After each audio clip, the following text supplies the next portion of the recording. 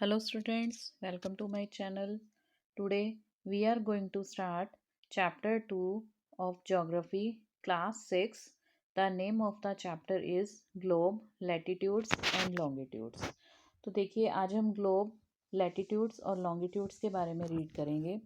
जैसे कि आपको पिक्चर में शो हो रहा है, ये जो हॉरिजॉन्टल लाइन है वो लैटिट्यूड्स होती हैं और यहाँ पर देखिए जो वर्टिकल लाइन शो हो रही है ये लॉन्गिट्यूड्स होती हैं। तो चलिए स्टार्ट करते हैं chapter. In the previous chapter you have read that our planet earth is not a sphere. जैसे कि आपने पिछले चैप्टर में रीड किया कि जो हमारा प्लैनेट है अर्थ वो स्फीयर शेप में नहीं है, मीन्स वो गोल नहीं है। It is slightly flattened at the north and the south poles and bulge in the middle. कैसा है ये नॉर्थ पोल और साउथ पोल पर थोड़ा सा फ्लैटेंड है, जैसे कि आपको यहाँ पिक्चर में शो हो रहा है कि ये हमारा नॉर्थ पोल है, ये साउथ पोल है। तो यहाँ पर जो हमारी अर्थ है वो फ्लैटेंड है, मीन्स थोड़ी सी चपटी है, और बीच में से बल्ज है। बल्ज मीन्स फूली हुई है। Can you imagine how it looks? You may look at a globe carefully in your classroom to get an idea. तो क्या आप क्या इमेजिन कर सकते हो कि ग्लोब कैसा दिखता है? तो अगर आपके क्लासरूम में ग्लोब है तो उसको ध्यान से देखो और उसी से आप एक आइडिया लगाओ। Globe is a true model miniature form of the earth. Globe क्या है? एक ट्रू मॉडल है मिनिएचर फॉर्म में, मीन्स छोटे फॉर्म में अर्थ का। तो globe is a true model miniature form of the Earth.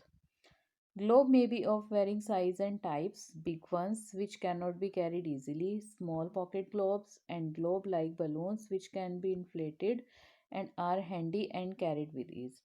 अब ग्लोब जो होते हैं वो कई साइज़ के और कई टाइप्स के होते हैं। जैसे बिग वन बहुत बड़े होते हैं जिनको कि हम कहीं भी नहीं ले जा सकते। स्मॉल पॉकेट ग्लोब होते हैं जिनको कि हम इजीली ले जा सकते हैं, या ग्लोब लाइक बलून्स बलून्स की तरह होते हैं जिनमें हवा भरी जा सकती है और उनको कहीं भी ले जाया जा सकता है। The globe is not fixed. Globe fix नहीं होता। It can be rotated the same way as a top spin और a potter's wheel is rotated. Globe जो है वो फिक्स नहीं होता, वो रोटेट करता है, घूमता है उसी तरह से जैसे एक लट्टू घूमता है। टॉप होता है लट्टू, जो कि आपने देखा होगा। टॉप क्या करता है, उसकी एक पिन होती है, उसी पिन पर वो घूमता है। या पोटर का व्हील, कुम्हार का पहिया आपने देखा होगा, वो भी जैसे रोटेट करता है उसी तरह से ग्लोब भी रोटेट करता है। On the globe countries continents and oceans are shown in their correct size. अब ग्लोब पर हम क्या देख सकते हैं? ग्लोब पर हमें कंट्रीज शो होती हैं, कॉन्टिनेंट्स हम देख सकते हैं, ओशियंस देख सकते हैं उनके करेक्ट साइज में, मीन्स उनका जो भी मेजरमेंट है उसको एक पर्टिकुलर लेंथ में या ब्रेड्थ में उसको हम ग्लोब पर देख सकते हैं। It is difficult to describe the location of a point on a sphere like Earth. Now the question arises as to how to locate a place on it. We need certain points of reference and lines to find out the location of places. अब देखिए क्या है कि ये difficult है किसी भी place की लोकेशन को बताना अर्थ पर, कि अर्थ हमारी इतनी बड़ी है, अर्थ का जो अर्थ की सराउंडिंग्स है वो इतनी ज़्यादा है कि उस पर बहुत ज़्यादा डिफ़िकल्ट है कि हम किसी भी प्लेस की लोकेशन को बता सकें। तो अब क्वेश्चन ये अराइज़ होता है कि हम किसी भी प्लेस की लोकेशन को कैसे बता सकते हैं। तो हमें कुछ पॉइंट्स ऑफ रेफरेंस की या लाइंस की ज़रूरत होती है किसी भी प्लेस की लोकेशन को बताने के लिए। So you will notice that a needle is fix through the globe in a tilted manner. तो आपने नोटिस किया होगा कि ग्लोब पर जो है एक नीडल फिक्स होती है जो कि थोड़ी झुकी हुई होती है, जैसे कि आप यहाँ फिगर 2.1 में देखोगे कि ग्लोब पर जो है निडल दी हुई है। ये देखिए ये निडल बनी हुई है इसकी नॉर्थ पोल पर और साउथ पोल पर। थोड़ी सी ये टिल्टेड मैनर में है, मीन्स झुकी हुई है थोड़ी सी ये निडल।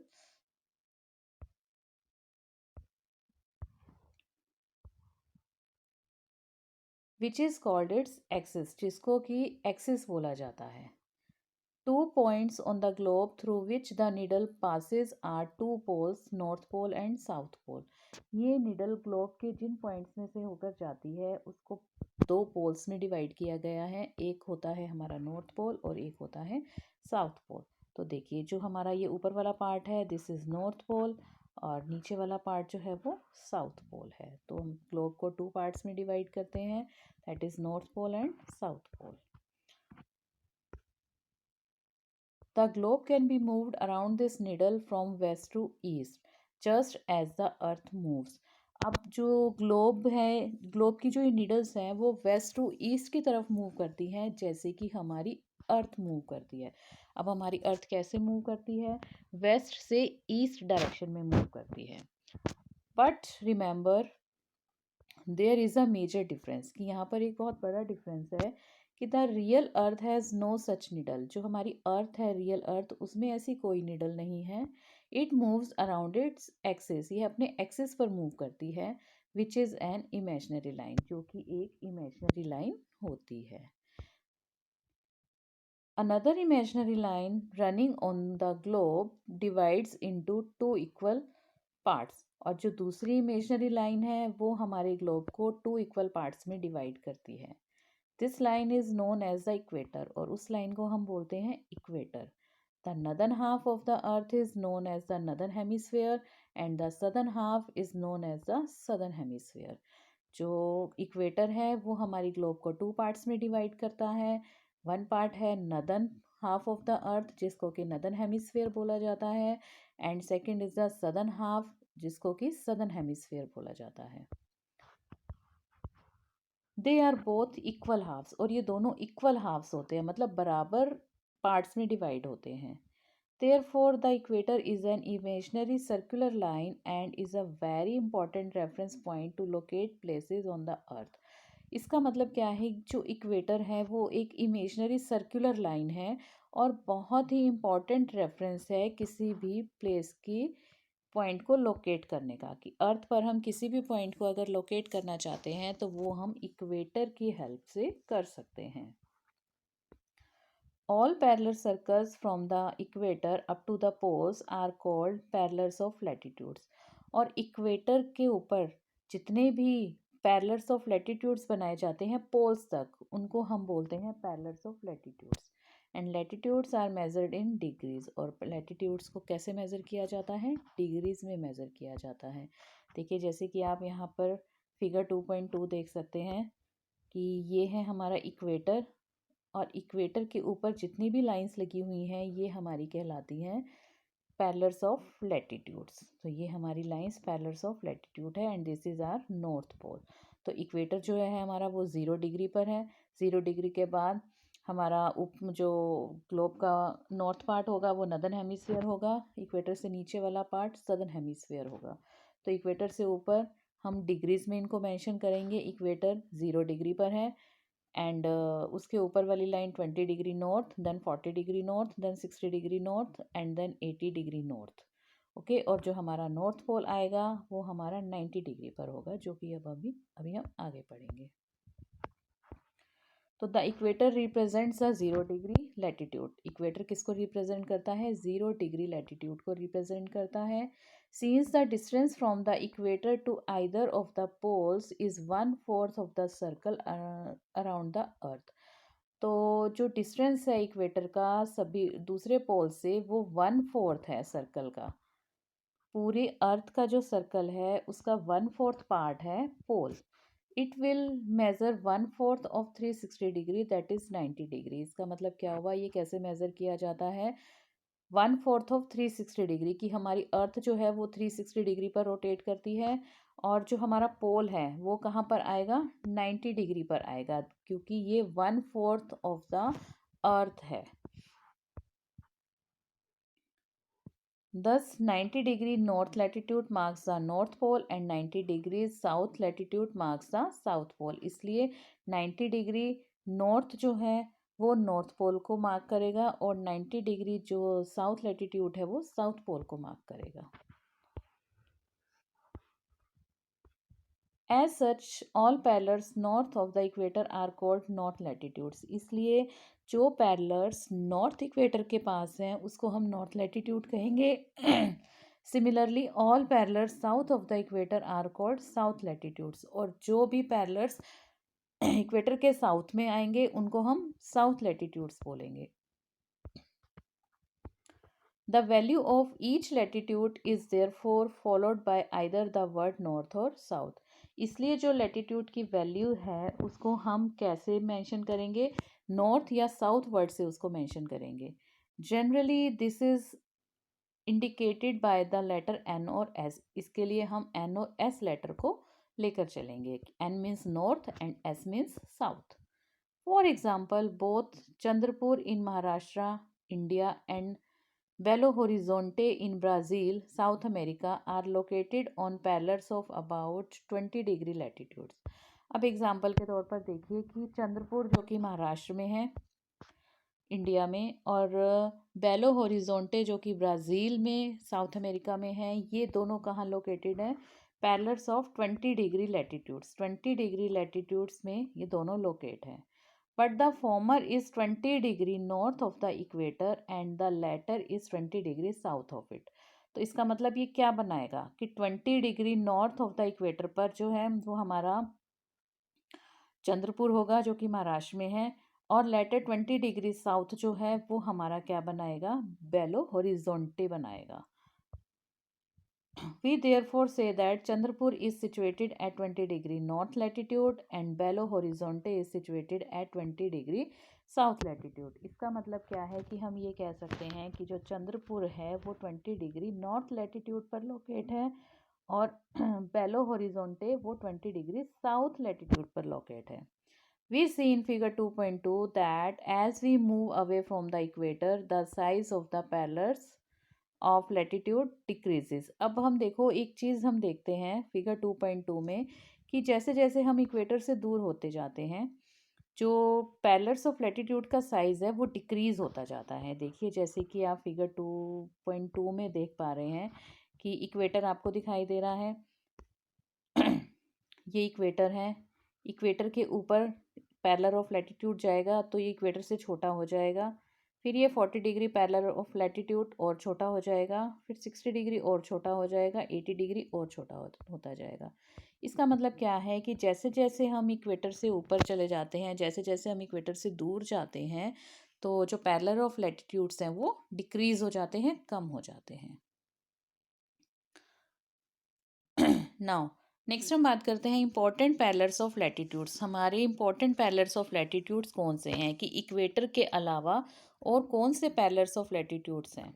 तो जैसे कि 2.3 फिगर में दिया हुआ है 0 degree equator, this is equator. Equator के ऊपर देखिए ट्रॉपिक ऑफ कैंसर आपको दिखाई दे रहा होगा, that is on 23.5 degree north. उसके ऊपर है Arctic circle, that is 66.5 degree north. ये हो गया सदर्न नदर्न हेमिस्फेयर में। अब हम चलते हैं सदर्न हेमिस्फेयर में। इक्वेटर के नीचे सदर्न हेमिस्फेयर, तो इक्वेटर के नीचे सबसे पहला आता है Tropic of Capricorn, that is 23.5 degree south, and then Antarctic Circle that is on 66.5 degree south. तो हमारे 4 इंपॉर्टेंट पैरेलल्स ऑफ लैटिट्यूड्स कौन से हो गए, Tropic of Cancer, Tropic of Capricorn, Arctic Circle and Antarctic Circle. देखिए beside the equator 0 degree, the north pole 90 degree and the south pole 90 degree, as there are 4 important parallels of latitudes. अब equator के अलावा हमारे north pole जो कि 90 degree north है और South पोल जो कि 90 डिग्री साउथ एस है, हमारे 4 इंपॉर्टेंट पैरेलल्स ऑफ लैटिट्यूड्स हैं। सबसे पहला आता है ट्रॉपिक ऑफ कैंसर जो कि 23.5 degree north in the northern hemisphere में, tropic of Capricorn 23.5 degree south southern hemisphere में, Arctic circle 66.5 degree north of the equator and Antarctic circle 66.5 degree south of the equator है। तो ये 4 हमारे important parallels of latitudes हैं। इसके बाद हम बात करते हैं heat zones of the earth. Heat zones कौन कौन से हैं हमारे, जैसे कि आप पहले डायग्राम में देख लीजिए हीट जोन कौन कौन से आपको दिखाई दे रहे हैं। सबसे पहले हमारा है टॉरिड जोन। टॉरिड जोन यहाँ पर क्या है, जो सन की रेज हैं वो साल में एक बार बिल्कुल सीधी पड़ती है और इस वजह से यहाँ का जो टेम्परेचर है बहुत ज़्यादा हाई हो जाता है। मीन्स ये जो एरिया है सबसे ज़्यादा हीट रिसीव करता है, और ये एरिया आता है ट्रॉपिक ऑफ कैंसर और ट्रॉपिक ऑफ कैप्रिकॉर्न के बीच वाला पार्ट। तो ये होता है हमारा टोरिड जोन।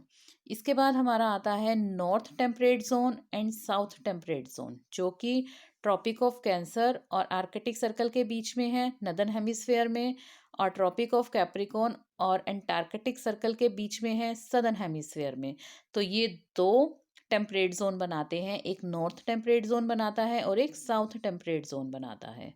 यहाँ पर क्या होता है, सन की जो रेज हैं वो डायरेक्टली यहाँ पर नहीं पड़ती हैं।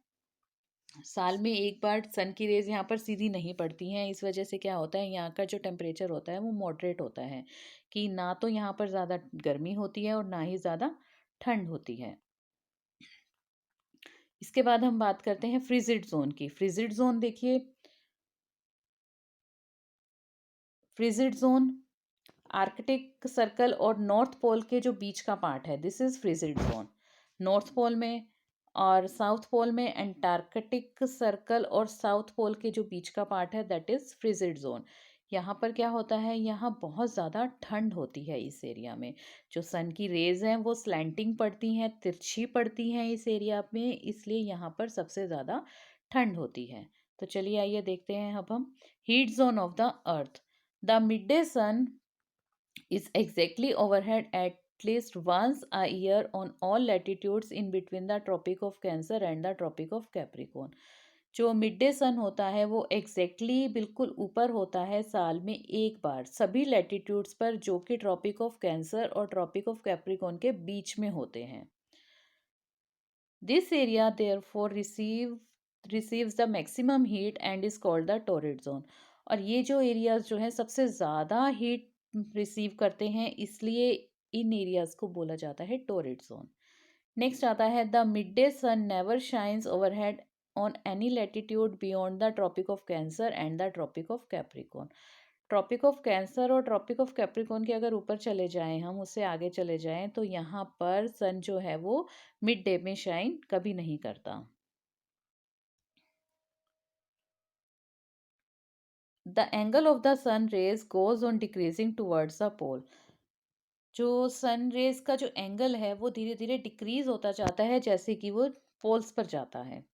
As such, the areas bounded by the Tropic of Cancer and the Arctic Circle in the northern hemisphere and the Tropic of Capricorn and the Antarctic Circle in the southern hemisphere। और ये areas कौन से हैं, tropic of Cancer और Arctic circle northern hemisphere में, और Tropic of Capricorn और Antarctic circle southern hemisphere में।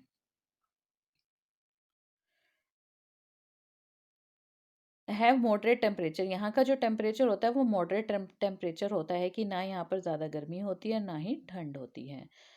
These are therefore called temperate zone, इसलिए इनको क्या बोला जाता है, टेम्परेट जोन। एक होता है हमारा नॉर्थ टेम्परेट जोन और एक है साउथ टेम्परेट जोन। देखिए जैसे कि आपको मैंने पहले बताया कि ये नॉर्थ टेम्परेट जोन है जो कि ट्रॉपिक ऑफ कैंसर और आर्कटिक सर्कल के बीच में है नदर्न हेमिस्फीयर में, और एक है साउथ टेम्परेट जोन जो कि ट्रॉपिक ऑफ कैप्रिकॉर्न और एंटार्कटिक सर्कल के बीच में है सदर्न हेमिस्फीयर में।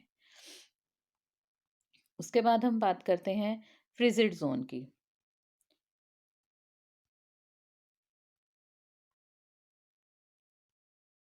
Areas lying between the Arctic Circle and the North Pole in the northern hemisphere and the Antarctic Circle and the South Pole in the southern hemisphere are very cold। अब areas जो कि Arctic Circle और North Pole के बीच में आते हैं northern hemisphere में, और एंटार्कटिक सर्कल और साउथ पोल के बीच में आते हैं सदर्न हेमिस्फेयर में, वो बहुत ठंडे होते हैं। It is because here the sun does not rise much above the horizon, therefore its rays are always slanting and provide less heat। These are therefore called the frigid zone, very cold। क्या होता है, ये किस लिए होता है कि जो सन जो होता है वो अपने होरिजन पर राइज नहीं करता, जो उसका बिंदु है, जो उसका पॉइंट है, वहाँ पर वो राइज नहीं करता अच्छे से। इसलिए सन की रेज जो हैं वो स्लैंटिंग पड़ती हैं, इस एरिया में तिरछी पड़ती हैं, और वो लेस हीट प्रोवाइड करता है, मतलब कम हीट वो देता है। इसलिए यहाँ पर जो है बहुत ठंड होती है, और इसको बोला जाता है फ्रिजिड जोन। तो ये तो था आपका latitudes, pillars of latitudes. So now next part, longitudes, we will read in our next video. So till then, bye bye students.